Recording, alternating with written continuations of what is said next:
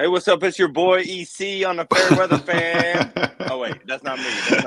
I'm going on the wrong script. Where is EC? I know he's running errands. He's doing his thing. He's driving to the airport, picking up his wife.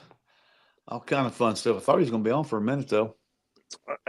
Real quick on last week's topic. I thought about it. I got something that would I can't fix the All-Star game, but I can make Saturday night more entertaining. First rule is to participate in the Saturday night events, you have to be playing on Sunday. That's a simple rule change they can make. Mm-hmm. And the second one is we've seen props, we've seen cars, we've seen ladders, we've seen extra backboards. When are we going to see a defender in the slam dunk contest?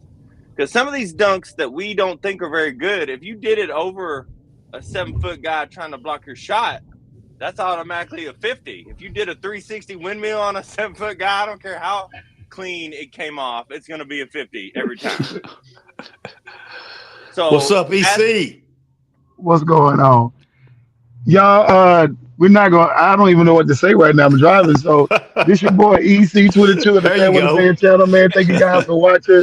Like always, before we go any further, like, subscribe, share, leave comments, join the conversation. We are just already into it. Y'all, listen, I apologize right now, and I keep apologizing for StreamYard. This time is not StreamYard. This is me driving safe. And you kids out there, as one of my co-hosts reminded me, podcasting and driving is not safe. So don't try this at home. I'm a professional. I do this all the time. Please make sure you go through the proper training and the proper techniques to podcast and drive.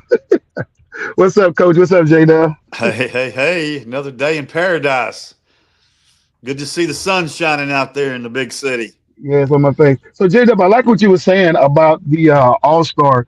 Wasn't there a time before when you had to participate, like you had to be a part of the All-Star team in order to perform, like slam dunk contest or three-point competition? Wasn't it that way before? I can be wrong. I don't think so. It was just that the people who would do the three-point contest and the dunk contest, we already knew them because we knew all the players. Like, I don't remember Craig Hodges ever being in an All-Star game. Okay, fair enough. I don't remember D. Brown making an All-Star game. Cedric Sabalas didn't make the All-Star game. So I don't think that's ever been a rule because it was never an issue. We were already interested. Now the issue is how do we get back interested again? But again, the problem isn't Saturday. Even if Saturday's not entertaining, the problem is Sunday. How do we make Sunday more entertaining? And I'm still grasping at straws at that one. Yeah, it's kind of crazy. Know what? Go ahead, Coach. I was going to say it's kind of crazy because, I mean, the NFL, quote-unquote All-Star game has lost its luster. The NBA basketball All-Star game, it's ho-hum. The Major League Baseball All-Star game is still super exciting, and they're playing hard and they're playing. They're going for broke, and so They're going for home field advantage, which is something I've heard somebody say for the NBA to start looking at. And I like that idea. But EC, what were you going to add on to it? I mean, I think it should be up to the players. They got the social media on lockdown. They know how to reach out to the fan base. They can reach all in their social media feed and directly ask the fans what do they want to see in All-Star Weekend. Because it shouldn't be left up to the NBA. It shouldn't be left up to the organizations to do that. They have a direct link to the fans. They should, because they're the ones going to be playing the game. They need to be creative and say, hey, you know what? We need to take over All-Star Weekend. You know what I'm saying? And put it to where we can have a good medium between what we want to produce and what the fans want to see. That way, everybody can be healthy and safe, and you can have a fun environment. That's what I So look there at it. It was, got to be up to the players, but the players they on this low management crap. and I'm not trying to harp on this. It was just my thoughts. But there was a time. It was like 1998 to 2008 where we all accepted that the first half was highlights and the second half was basketball. And anyway, we don't need to harp on the All-Star game anymore. But after our show, I was like, man, how can we make it more entertaining? And I'm in the shower talking to myself so I wouldn't forget when I got out to remember to write it down. Well, the only other thing that I wanted to add on from the last week's show was I heard the host of the show, of the FairWeather Fan, the brains behind the scenes, made some comment regarding back in the day when he could dunk. And so I need to get some clarification on that comment, please. Oh well, I mean, I'm 6'4". I was dunking pretty good. I was dunking pretty good back in the day, but Man, 100 pounds props. heavy, I can barely get the net. Oh yeah, I Props, mean yeah, bro. you a hooper, you had to be able to dunk. Yeah, I was dunking real good. I know. Just wanted to make sure See, when we I heard you. played, so oh, go ahead. When we played, going to the blacktop, it was one of the situations where in the '90s you had to actually know how to play. It wasn't like this modern day now when you go in and you sign the board and everybody get a chance to play. Yeah, You know what I'm saying? yeah. By the rules of the gym. No, if you couldn't Yeah. play, if you couldn't play, you might as well go ahead and go home or go to the pool or something. And so Yeah, what them I two would No, do, I I would got go to the next. local park. Yeah, there were two even things. J-Dub, There even were if you had them next, cats had to play with you. Yeah, there are two things I got to You say. can call them next. Yeah, Number one, you had to be able to hoop. Number two, you also had to be yeah, able to fight too. A little bit. yeah. Because at some point in time throughout the weekend there was going to be something go down. So Or at least look Yeah, and act like you knew how to fight. right. Now, look, Yeah. the eras we grew up in, I mean, yeah, obviously, saying fighting is a part of aggression, is a part of competition, right? But most people, when you get between the line of basketball, we don't want to see fights because we're there to have fun. This is our time, our place to enjoy ourselves. Right. And Right. I didn't so mind the usually if somebody fighting. broke out into a fight, huh? I didn't mind the fighting as much as I minded whose ball it was. I swear, whose ball it Right, is can right. ruin a game so quick. Oh, yeah, yeah. There were times So where anyway, guys would get into a shoving match. There were times guys would get to a shoving match, and then the OGs would come in and like break them up, and they would dare folks to fight because like they came there to enjoy themselves. Fighting was a whole different Mm-hmm. situation. Let's leave that somewhere else. But once we hit the blacktop, it was all about having fun. Now, granted, Yeah. in that's certain right. parts, it was that way. You know what I'm saying? But not in every part. I went to the parts that wanted to hoop. Good. Awesome. So, since we're on basketball, I got a question. When will these Maverick fans get over Luka not being here? I guess at 9 p.m. this evening. Not me. Not me. I didn't know that I'll watch another Laker game for another couple seasons. What's up, What's up, Robert? Rob? Good to see you. Good to see you. What's up? Yeah, exactly. Don't want to go to basketball. Have a hockey game. Yeah. So, I haven't heard. I'm not hearing much anymore about it. In fact, I don't think I heard anything this week. Was the GM saying that he didn't think the fans would react the way they did, and I'm like, what did you expect? You trade a generational talent for an injury-prone center. What was going to happen in your mind, Nico? I mean, what did you think? What did you think was going to happen? But man, it's as a lifelong NBA fan who was already on the way downhill as a fan. I mean, that pushed me off a cliff. I'm still falling.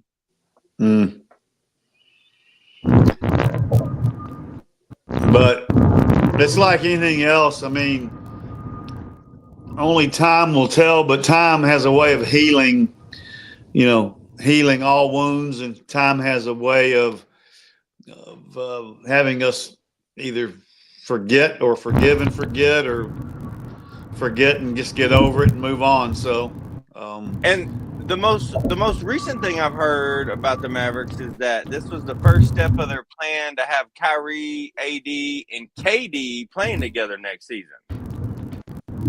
Now, I mean, KD and AD as aging stars, they're still relevant. Don't get me wrong, but they're not who they were when they were the guy.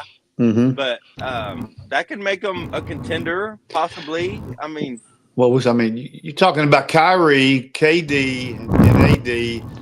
You're talking about three guys that have seen, in my opinion, have seen the best of their career. Oh yeah. Especially KD and AD. Kyrie is at the twilight. He's got a year, 2 years left at his level, and he's going to knock down a level. But again, I'm not getting paid to make those decisions, but it wasn't a decision I would have made. Yeah, let me pick your brain for a minute, Jay. Did KD ever win an MVP? I think he won an MVP the first year he was with Golden State, didn't he? I can't remember. That's why I was asking you. Let's check. I can't remember either off the top of my head. And again, the only reason why I'm asking is because it may have been that year. There was one year that I said he was the best player in the league, bar none, and it probably was that year. That's why I was kind of throwing that at you. But I'm sorry, he won it his last year with the Thunder. He was the MVP. Oh, wow. Okay. Well, that was the year I thought that he was untouchable, as far as I was concerned. But, yeah, I don't know what to make of it. It was not his last year. It wasn't his last year. It was the last time he played 81 games. 2013-14. But again, he's had some phenomenal seasons since then. But when you're going up against a guy changing the way the game is played, and Steph Curry, the next 2 years were his. And again, he's all time. He's all time great. He's the first ballot Hall of Famer. But when we talk about, let's see, 5, 10, 15, next season's going to be like his 18th, 19th season. Yeah, and I'd like to go ahead. I'd like to look at his last 5-year stats and has he played a full season in the last 3 or 4 years without being hurt? Has anybody? Well, you know what I mean. Superstar. Yeah. I know what you mean, but to answer that, has anybody played a full season? No, and that's a good topic for another day. But he played 75 games last year. That's about the most you're going to get out of most of them nowadays. Yeah, that's interesting because the question I have is why? Because I'm old school and I'm older than you guys, and I remember those Dr. J teams and those Moses Malone teams. Those guys didn't get hurt, or if they did, they played through it. And now these guys, what do you see? He can't hear nothing, but that's why MJ's the GOAT, because he played 82 games every season. Yeah, not every season, but most seasons, right? Yeah. Yeah, and I had a really good conversation with Z-Man today. And we were talking about, I don't know. You mentioned Steph Curry. I don't know, man. I don't know where he lines up in the greats. I know he's not in the top 3, but man, he's knocking on the door of top 10 at some point in time. Now, did I freeze it? Everybody froze. You froze, but if you start, did we lose everybody? No, I'm still here. Are you here? Yeah. Can you hear me? Yeah. Hey Jay, so is he knocking on the door of the top 5? Man, it's hard to say top 5. So let's ask the question: is he knocking on the door of the best point guard?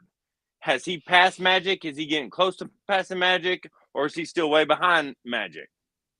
So, well, My opinion is I think you're good either way. If you have to draft a point guard and you draft either one of them, you're good both directions. But I think the consensus is still that he's behind Magic. But man, he changed the way the game is played. Yeah. So and I'm not trying to check you. I'm what I'm fixing to say. I'm trying to get your feedback on this. Is Steph really a true point? I say I don't think he is, but he's kind of a hybrid. He's not a 1 and he's not a 2. Is he a 1.5? What is he? I think he's a true point, but not a distributing point. They run plays for him, not plays for him to get the ball to where it needs to be. So I put him as a true point guard. If you've seen him handle, if you've seen him, play the game, then yeah, he's a point guard. But he's I lost you. You lost me something.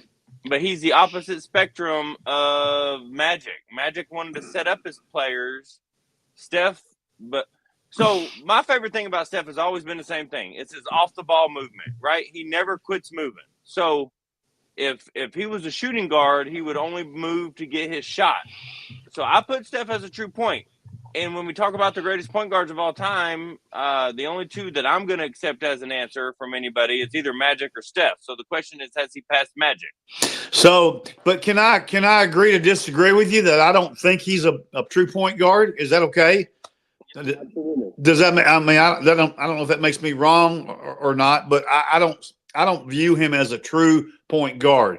Moving back to what Z-Man said a minute ago, that there's a GoFundMe account circling around the Metroplex that's got over $80,000 in it that they want to use for billboards to have Nico fired, to put up for big billboards. I mean, whatever. And then I like what Bob said. Nico's not going anywhere. Sadly, Mavs fans need to try to move on.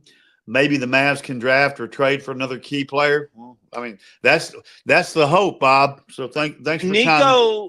Nico's not going anywhere if this works out. Meaning, and it can work out in a bunch of different ways. It can work out by the Mavericks being successful. It can also work out by Luka going downhill. Okay, right. But the billboards are a great idea as fans, but it's not going to change anything. If Luka is MVP next year or wins 3 championships, then you failed. This was a bad move on you.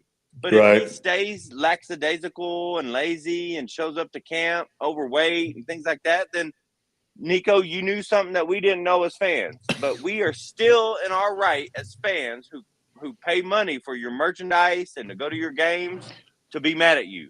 So I'm looking at the standings. Mavericks are going to have to. They could miss the playoffs. Is it top 8? Yeah, they can. They can miss it big time. They're 31-27, I think, right now. Yeah, is that right? And even the Warriors are sitting on the outside. I think the Warriors are 30-27. But if the Mavs miss the playoffs after going to the dance last year, then the fans really have a legitimate, complaint, gripe, bitch, whatever you want to call it, because you can't go from.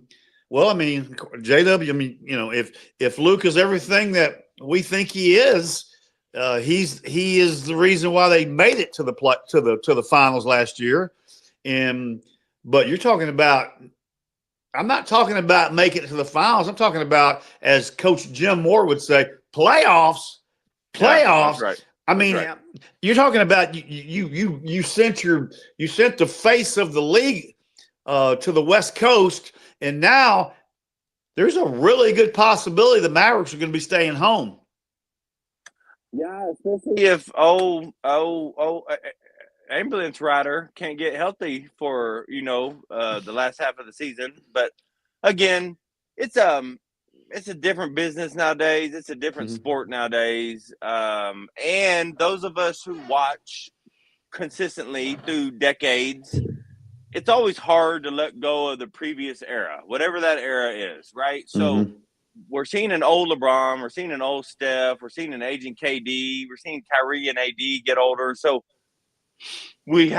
at some point in time, we have to understand that Anthony Edwards and Shai and all these boys are the new face. So it's a tough transition when you have the new face of the league and the quote unquote one of the best players of the league, and you ship him away. But maybe again, I said this last week. I'm gonna say it again. Maybe y'all knew something that we didn't know. I hope y'all knew something that we didn't know. Yeah, the road still goes through the Garden though. So, and I don't see anybody that can compete with those guys in a 7-game series. Hey, EC, welcome back. This is your host, J-Dub, on the FairWeather Fan. He ain't even listening. Nah, he's got his blinker on. He's just kind of chilling. EC, can you hear us? Probably not. So, but I mean, what else you want to talk about? Brother Diana Taurasi just officially retired. Saw that. I thought about you. And you know what? Kudos to her for making the right decision. Right. She should. She's the only player I said this about 10 years ago to my brother, who is, the FairWeather fans don't know that he's just as big a sports fan as we are, that I thought she was the only person who can find a spot, not a starting spot, but a spot on the NBA team, just be a spot-up shooter.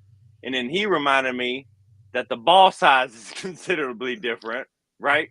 Mm-hmm. But no, she's the GOAT in the same way that LeBron is the GOAT. If you factor in longevity and success on every level, Diana Taurasi is the greatest WNBA player to play so far. Now, if you ask me who I want in a one-on-one, or I'm the GM starting a team, I'll take prime Cheryl Swoops or prime Maya Moore or prime Candace Parker. But they weren't able to do it at a high level for as long as she was able to do it. So, man, kudos to her. I'm glad she made a good decision. I'm glad she had this 2 decades that I got to see. Most of us got to see. But man, let's circle back around to something you said a minute ago. I came just within a milliliter calling you Saturday or Sunday, right in the heat of the moment. And the question was, yes, the girls are incredibly talented. Yes, I love watching women's college and pro basketball. Yes, if you haven't got on the bandwagon, you need to. But Jay, I'm going to throw this back at you. I want to hear you comment on it much better than I can. I have some concern about the level that they're playing at, the success they're having, playing with what I would consider to be a much smaller basketball. Right. And we're a long way away from making that basketball the same size. Because when we look at, let's talk about the best player right now. Let's talk about Asia or even Nafisa, whichever one. These are big ladies for basketball. But when you put them against a basketball man, they're still undersized. Their hands are still smaller. Their muscles aren't as strong. So I mean, the thing I read a whole article today about could a 9th grade male beat Asia Wilson in a one-on-one game, and over 90% of the people polled said yes, right? Because there's a size difference. We cannot overcome biology.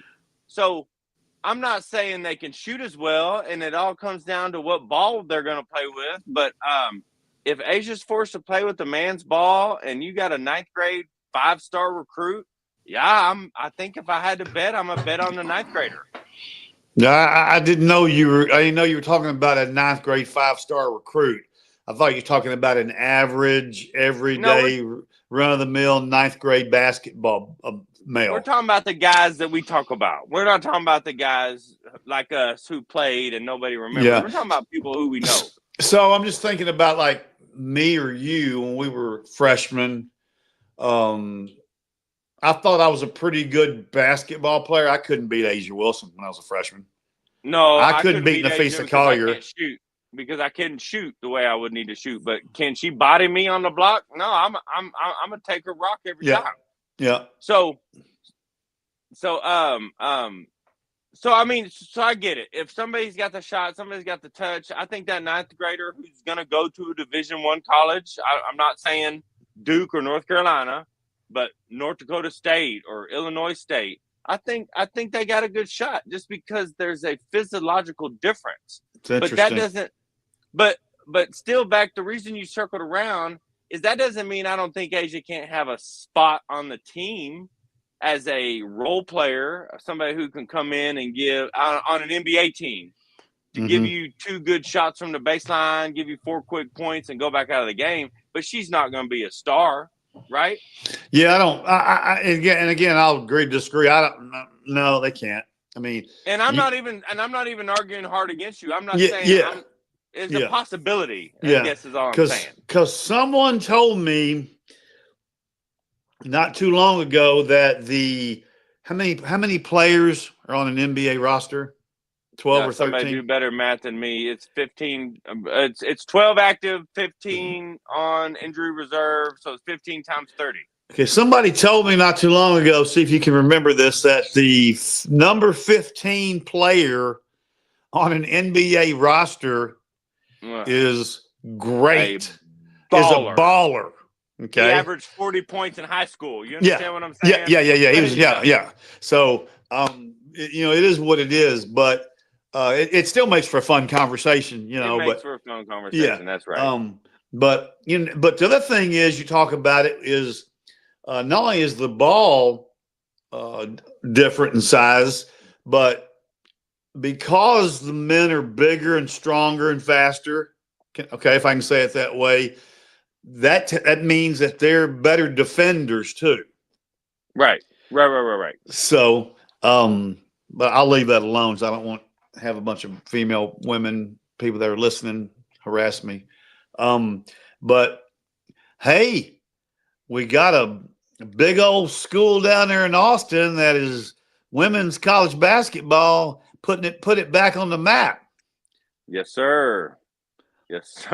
And dude, Taylor is so good. Tayller, I didn't realize how good she was until this season because I know that she bounced around with a couple teams. Brother, listen, that's the last game I got to see before I started having cable TV problems. And I mean, listen, the parity that happened in men's college basketball 4 or 5 years ago has finally made its way to women's college basketball. It's so fun. It is really fun. The NIL deals have changed these young ladies' mindset that I have to go to UConn to get recognition. I have to go to South Carolina to get recognition. Now I can go to where I want to. And Caitlin probably had a little bit to do with that, right? Got big name recognition at Iowa. Yep. So, man, UCLA, I know all the schools I'm finna name are big schools, but UCLA, USC, South Carolina, Texas, Notre Dame, Tennessee, all these LSU. Bro, I think it's gonna be fun. I think it's gonna be fun and wild to get to the Elite Eight. And at the Elite Eight, we're going to see some hard-nosed, gritty basketball. Did you get to watch any of the Notre Dame North Carolina State women's game? I did not. I wish I did. Yeah, I watched it from the get. And I'm going to tell you something. Do me a favor when you get some time. Go back and watch the last. If nothing else, watch the last 2 overtime periods. I will. North Carolina State has got some dogs. And I'm telling you what, I'm going to be the first one to say it live. North Carolina State's going to make a serious run to March Madness. They got it going on. They got it going on, man. And that wasn't no fluke. Right. They're a top 10 team. So it's going to come down to, listen, so the ladies have gotten good enough that we can say it's going to come down to basketball. It's going to come down to the basketball skills that Pee Wee coaches harp on, blocking out. It's going to come down to closeout defense. It's going to come down to who can get a second chance opportunity, right? So to beat South Carolina or to beat UConn 10 years ago, you had to play a perfect game. Now we've all got an equal talent level and skill level. So you just have to play a hard-nosed game. You have to be hungrier than the team you're going up against. So North Carolina State is one of those squads. TCU is one of those squads. Tennessee is one of those squads. Who's the other team? Ohio State. Anybody who knows me knows this is hard for me to say. Ohio State is one of those squads. So it's all good for the Hannah Hidalgos and the Jujus and the Mm-hmm. Lauren Betts to get the limelight as they deserve. But Right. when we talk about teams, it's going to come down to who's hungry. Yeah, Jay, and I want you to watch that North Carolina State team because they've got a girl that, and she's not a big piece of it yet, but she is their starting center is a 6'6" freshman girl from Sweden. Oh, wow. Okay. And she's got the right kind of body.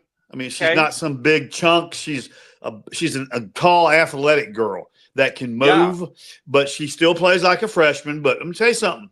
She's going to develop, and she's going to be a force to be reckoned with come another year or two. So, again, I can't remember her name, but I was impressed. But then they've got a left-handed girl that plays the 2 guard. That is a straight-up baller, dude. Straight-up baller. Okay? I'm telling you. Right. So on this, I said last week, with Sarah Strong being at UConn, Paige may decide she wants to come back for another year and all this and that and maybe have another championship. Well, another article just come out that, I cannot say her name. The Dallas Stars girl or Dallas Wings girl that's so good. She's going to be missing this whole next year. So if Dallas has the number 1 draft and Paige doesn't want to leave to play with a bad team and come back, listen, the stars are aligning for this young lady to play her 6th season in the NCAA. Yeah, pause for a minute. EC, can you hear us? I can hear y'all now, yeah. Okay, cool. Here's I'm just going to throw something out there for both of you guys because y'all know a lot more about it than I do. Is there any possibility at all that Paige could come back for her senior year? Y'all gonna boot me off of here, and her go in the transfer portal? No. Okay. No. You sure that off. You sure answered that awful fast. No, I think. I know her and Gino got a lot of friction. They do, but that's a lot of girls who went to UConn had a lot of friction with Gino. Your girl Nafisa had a lot of friction with Gino. Mm-hmm. Maybe if she wanted to just chase a ring and go to USC or something that's where I was going with all that. But I just don't see it. I don't see it. Okay. I look at it like this here, and it's going to probably be a little bit more controversial. Paige is good, but she is not the best basketball player in the NCAA right now. No, now, she's not. Is she the best one coming out this year? Yeah, but if she chooses to stay in, she may not go as high as she want to go if she stay in another year. I'm gonna take it. I'm coming out. I'm gonna take it a step further. You take Juju Watkins out of the equation, out of the picture. I still don't think Paige is the best player in the nation. Mm-mm. But we can agree she's top 5, right? Yes. Yeah, I will. Top 5 coming out right now. No, but not top 5 in the nation? In general. She's not top 5. She's like what down there, 20 and 30th in scoring? Yeah, that's right. Y'all right. So, but that's why I mentioned the portal thing, something what EC just said, and her and Gino, and I don't know that it improves her draft stock any. If she were to transfer, it wouldn't. She's still Paige. So, do anybody know why she don't want to come to the Wings? No. That wasn't my comment. It's not that she doesn't want to come to the Wings, but they just announced today that Cynthia, I can't say her name, the girl with the wings, will not be playing this year. Okay. So, does she want to come to a team that might win 5 games when she can stay? Even at UConn, even if she doesn't enter the transfer portal, she can stay, especially with Sarah Strong getting better every game and contend for another title. And now that they can make money on NIL, she doesn't need money, right? She's getting paid just as much from her NIL deals as she'll get from the W. So nothing's been said. This is all speculation, FairWeather Fan speculation. Yeah. No, I've actually heard somebody say that she decided she was thinking about staying there the year because she didn't want to come to the Wings. So I get. Here's my thing with Indiana. You turn around and you have uh, Aaliyah Boston, you get her. She was your number 1 draft pick, rookie of the year. She did her thing, but it wasn't the piece of the puzzle that took them over. They still had a bad season. And then you turn around and you get Caitlin Clark added to that first draft pick, rookie of the year, and then led them to a playoff game, a playoff series. So Dallas Wings have made the playoffs in years past. They missed it this year. You got a lot of pieces missing. We missed Alicia Gray when she was here.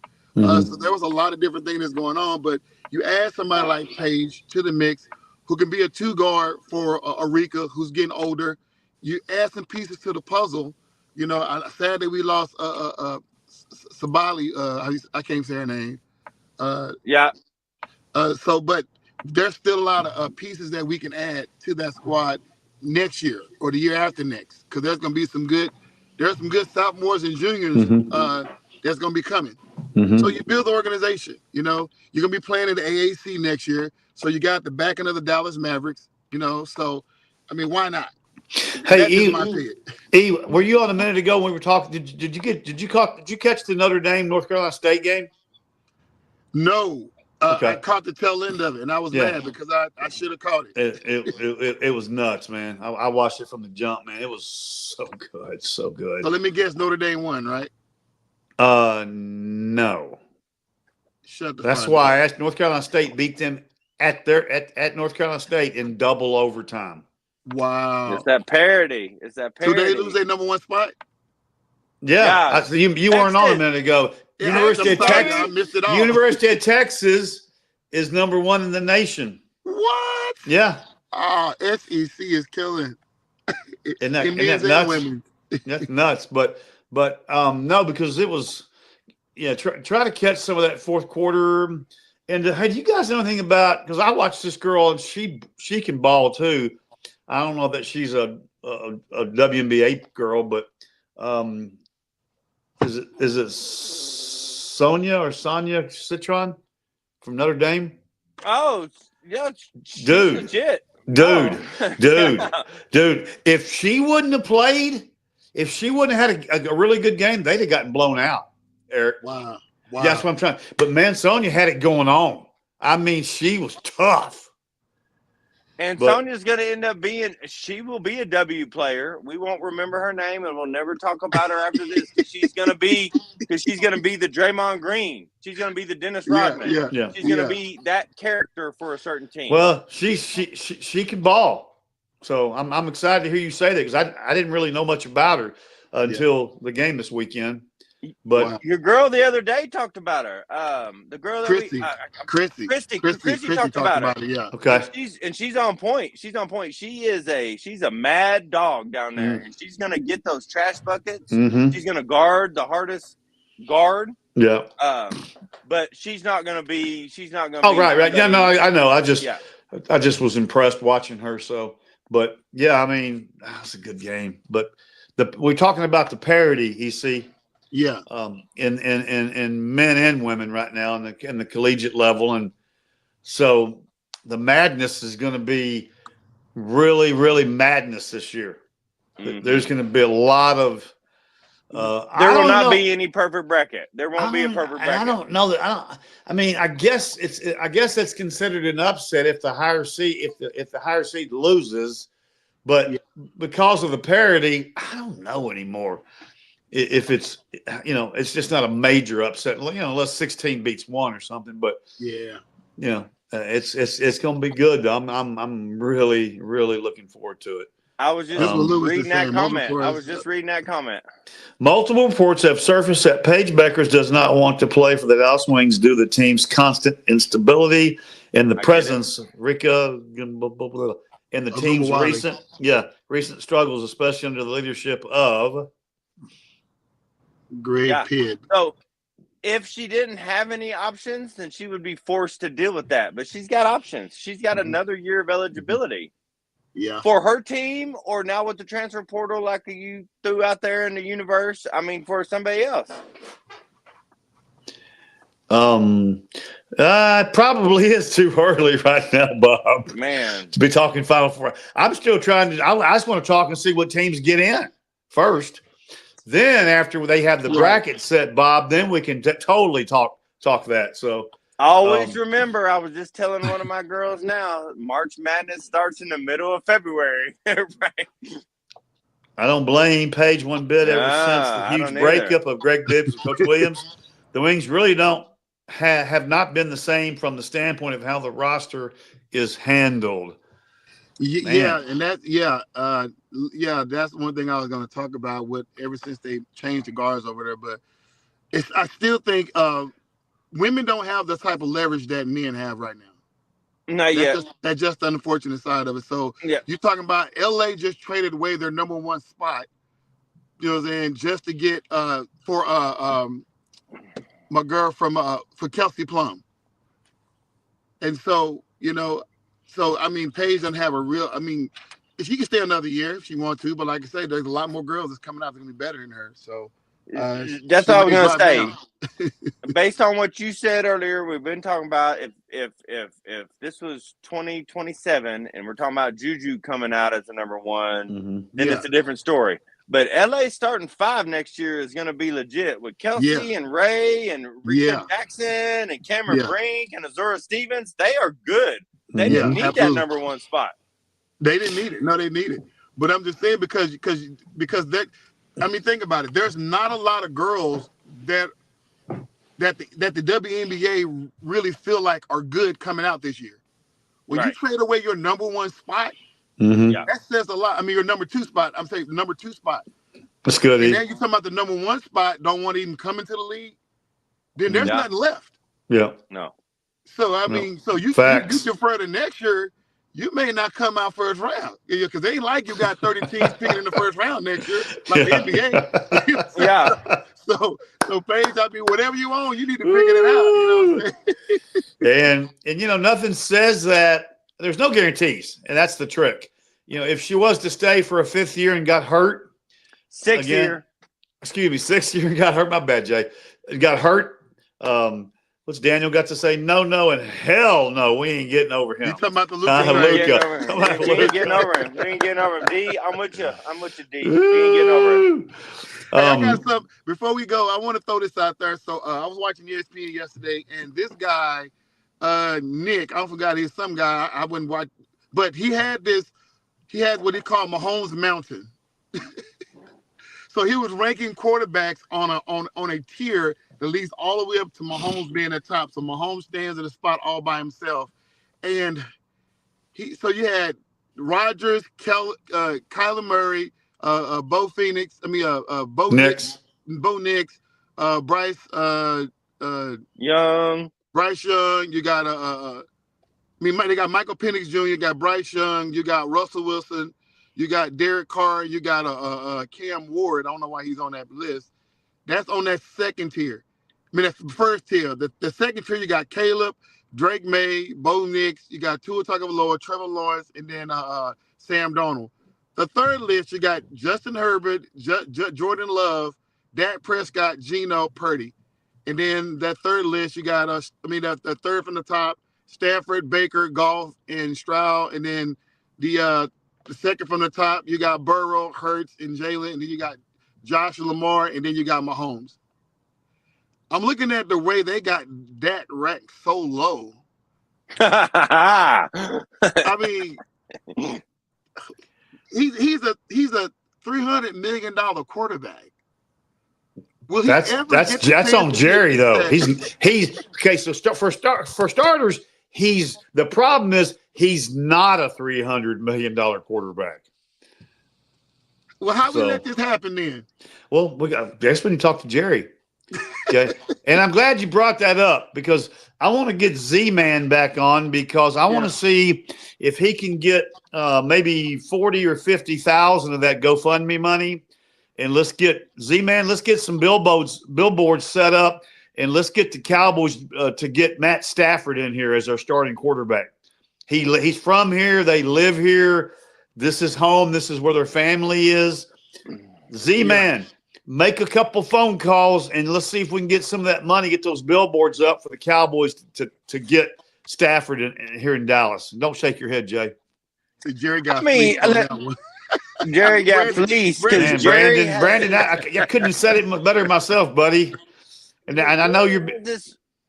Jerry has this weird knee-jerk reaction that if any player has one or, God forbid, 2 good seasons, we're going to give him the house. We're going to give him keys to the stadium. Mm-hmm. And man, again, I've said this. It's on tape. I like Dak Prescott as a person, as a human being. He is who we hope we all can raise as a son. I get it, but his breakout year, they had arguably the best team around him in the NFL that year. Mm-hmm. Okay, with the offensive line, with Ezekiel Elliott breaking records, good defenders, and they paid him, and then they paid him again after he was hurt for 2 years during his second contract.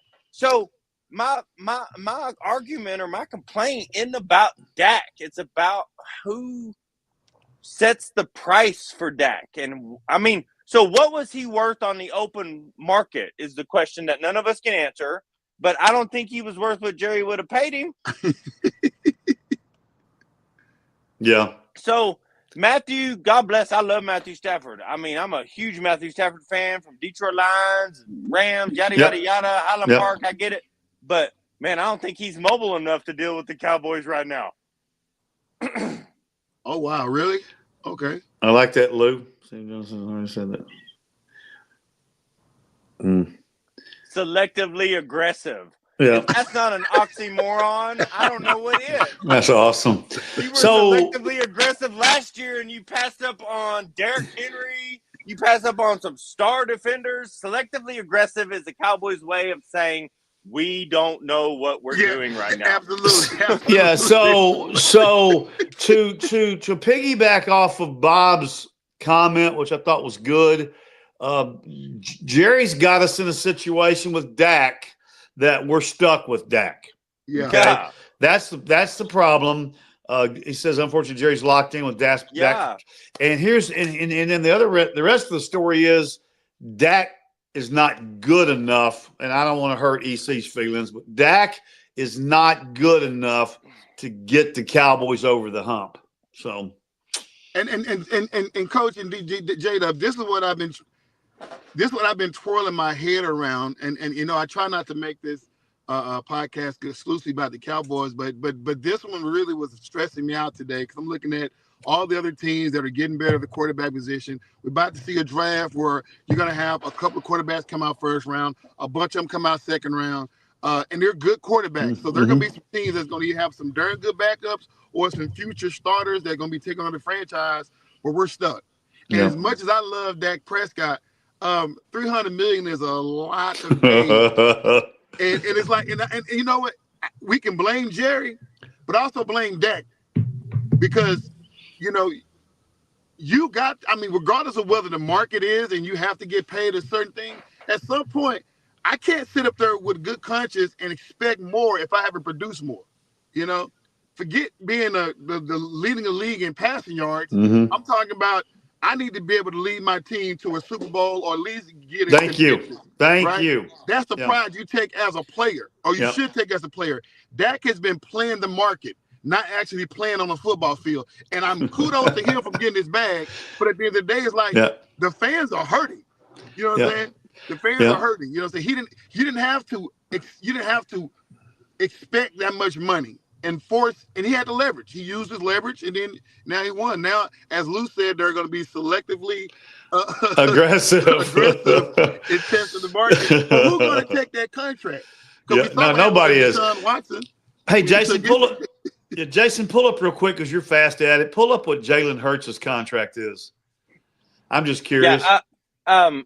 Listen, I will never, ever. I'm pulling it up, but I will never blame the player for asking for money. Well, that's the same thing Eric said. Eric said he ain't mad at Dak. I ain't mad for getting money, but as a fan, it's like, man, we stuck on this. We're stuck. We're just stuck. Like when Sean Bradley got that $50 million deal, and we were stuck. I couldn't get rid of it. Preach. Yeah. Let Reverend Barber somebody say, praise the Lord. Praise the Lord. Get your bag. Jalen is on a 5-year, $255 million contract. There you go. How about Pat Mahomes? He was the record when he was. He was. He was the record when he signed.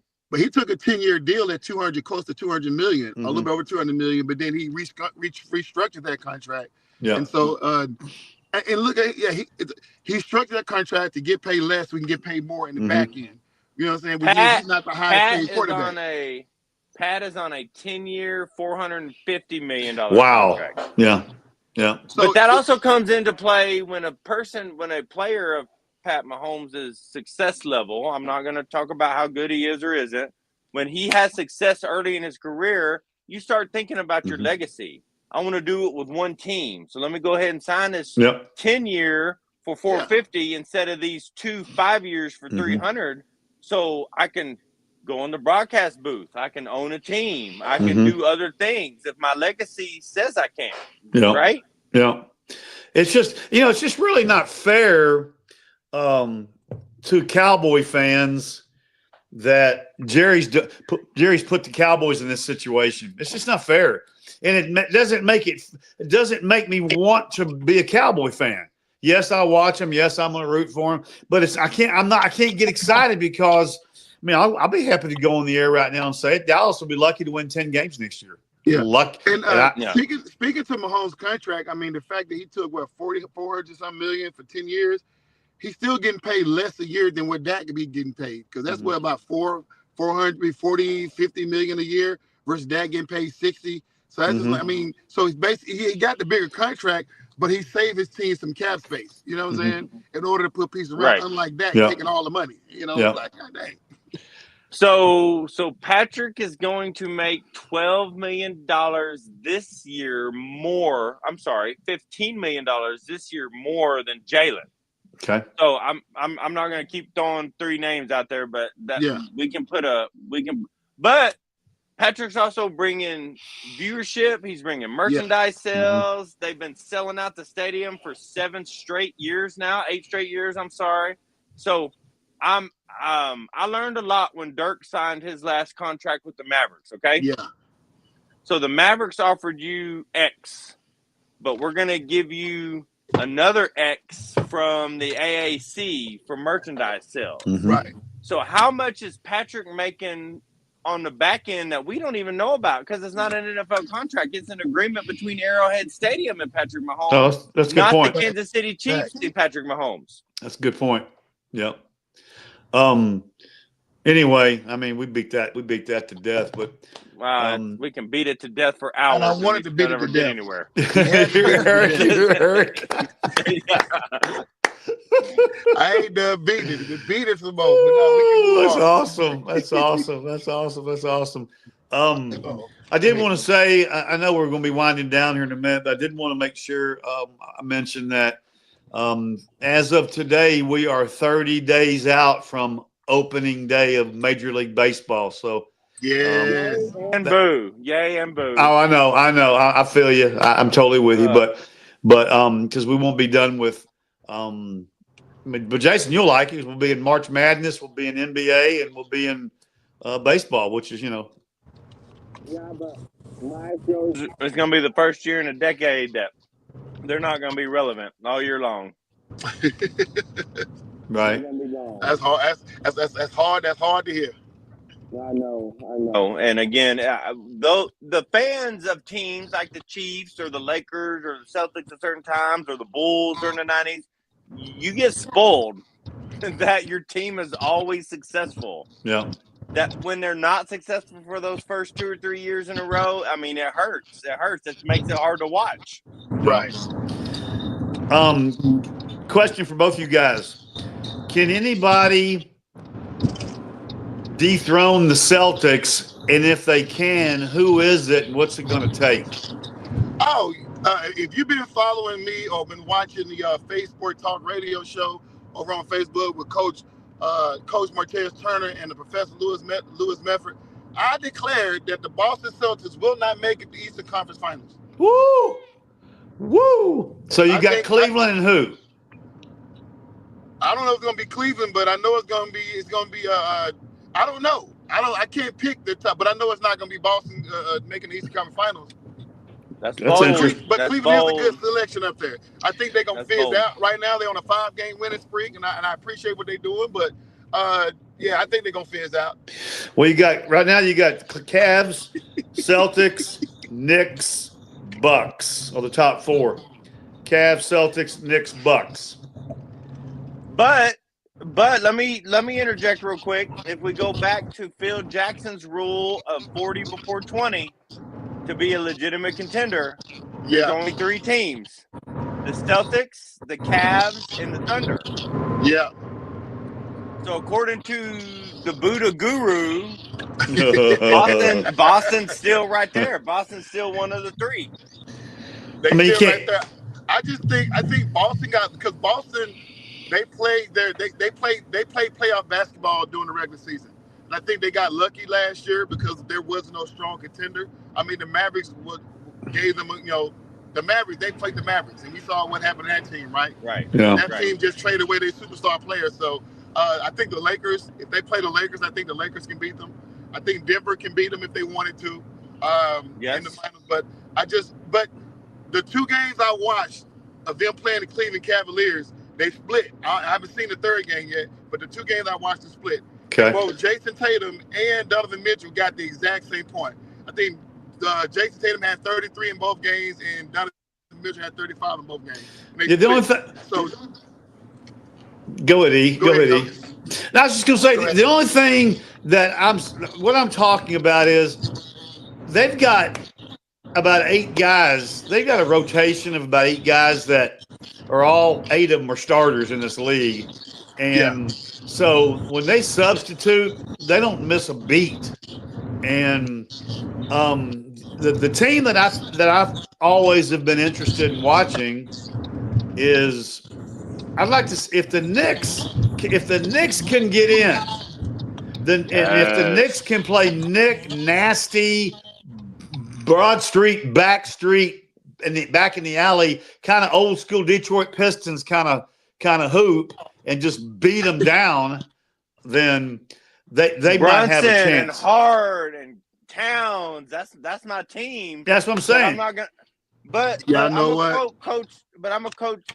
quote Coach D-Way one time from last year's playoffs. One time, you lose something after you've won something. Boy, that so hunger is gone. That's okay? so true. Thanks. So Cleveland's hungry, Thunder's hungry, Knicks are hungry.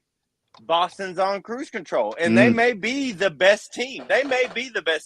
Especially, dude, I love Jaylen Brown. I'm a huge fan of him as a person, as a ball player, but they ain't hungry. They've already proven their point. You know what I'm saying? So, E, what were you going to say? I was about to say that just basically what J-Dub just said. You got to be hungry. And this Boston Celtics team, man, I mean, I like what they got going on, but at the end of the day, it's like there are more hungry teams out there than them. And to piggyback what I said a while ago, and I'll stand on it again, is that, like I said, you win the championship, and then you go on vacation. They're you know, they're not. Boston have constantly showed us who they were. This ain't like we haven't seen this Boston team before. Now, last year they won a championship, but we've seen the Boston team that was the best team in the league. It didn't make it to the Eastern Conference Finals. We've seen this several times. We always, just like last year, I kept saying this is why nobody believes you, Boston, but they squeaked one out last year. But I think they're going to fall back to familiar territory this year. Going to go back to the same Boston we know. They don't just look like they hungry to me. You know what I'm saying? They don't look like they got that it factor. You know what I'm saying? Yeah, you can, and I get it. The only thing I'm going to say and is that, man, Boston they just seem to make it look so easy, like they're on a Sunday stroll, man. They make it look so easy. You know they got so many weapons. You know what team they remind me of that made it look so easy? Who? Was the 2007 Dallas Mavericks. I knew you were going to say that. Lost in the first round. The best team in the league got the first round. I knew you were going to say that. But I will say this. It's a big deal in playoff basketball, NBA playoff basketball. When you got to get a bucket, they got a guy that can go get a bucket. Yeah. Right? Yeah. Donovan, as much as Donovan is the one of the new faces, we haven't seen that from him. I can't say that he's not that guy, but we haven't seen it yet.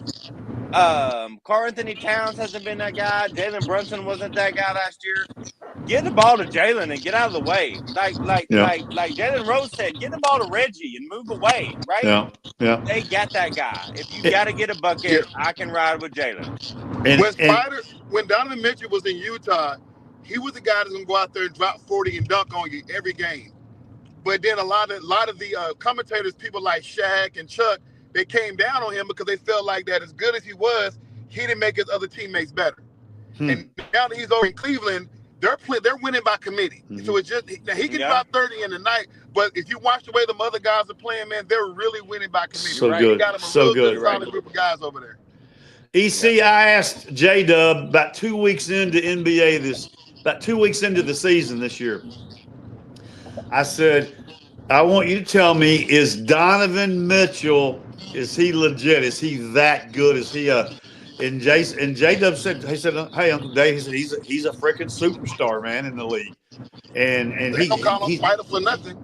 Yeah, that Cavalier team, talking about being hungry, okay? Yeah. Talking about being hungry. So he is a superstar. So let me just say this real quick. He's a superstar.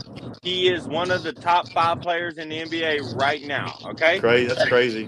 But we don't know if you can do it in April until you do it in April. We don't know that you can do it in May until you do it in May. I'll roll with that. I'm rooting for him. I'm breaking all my Cavaliers gear out from the early 2000s, but we don't know if you're that guy until you show us you're that guy. You're down by 1 with 35 seconds to go. What do you do, right? So I'm interested to see what he does. I'm rooting for him to be that guy, and I'm rooting for him to make that play, to push his team over the edge on it. So that's right. But so that's exciting. So man, we're gonna throw it back to you, man. It's a little after 7, so. Yeah, so man, y'all guys, once again, for those who've been watching, man, once again, sorry for the technical difficulties. I've been on the road trying to go pick up my wife. I'm about 3 minutes away from the airport. But anyway, man, thank you guys so much for watching and tuning in. Just keep those of you who are constant and frequent visitors to this channel. Listen, the website will be coming up in the next couple of weeks. I'll be throwing my website. So all the content that's on Facebook and YouTube will be on the website. And I'll show you guys on how to go and support Dave, Coach, and myself on the new website. So just keep it coming. We're trying to get media passes and media passes so we can go to some of these events to show with the FairWeather Fan and try to expose to the world. So it's just another step into the journey. So that's what we're trying to do. We're trying to make it big out here, right? Yes, we are. Hey, I just want to say thank you to Z-Man, Bob, Brandon, Daniel, Lou, Jonathan G. And I know I missed a couple people. So I want to thank all you guys for being on and commenting and making the show fun for us and giving us a lot of good stuff to talk about. And EC, man, like always, I don't care if you're driving or if you're rolling or what you're doing, man. I appreciate you, man. It's always such a good time to sit and talk sports, man, with you guys. So. Oh yeah, I've been having a blast. Hey, Jada, what you got? You got any last words to throw out to the people? Last words, basketball is in the heart of their arc. Jonathan G, he may not be top 5, but he's at least in the conversation. I get you. Bro, just keep watching, keep supporting, have something to talk about. Go Longhorn ladies. Longhorn ladies all the way, baby. Yeah. All right, y'all. This has been a FairWeather Fan channel. I'm your boy EC22 with Coach D-Way and my boy J-Dub, y'all. Thanks for watching, man. But before we go any further, please, once again, like, subscribe, share, leave comments. Join the conversation. We'll catch you guys next week when I'm back in the studio and I'm being safe. This is boy EC22, and we are out. All right. Cool. Yes, sir. He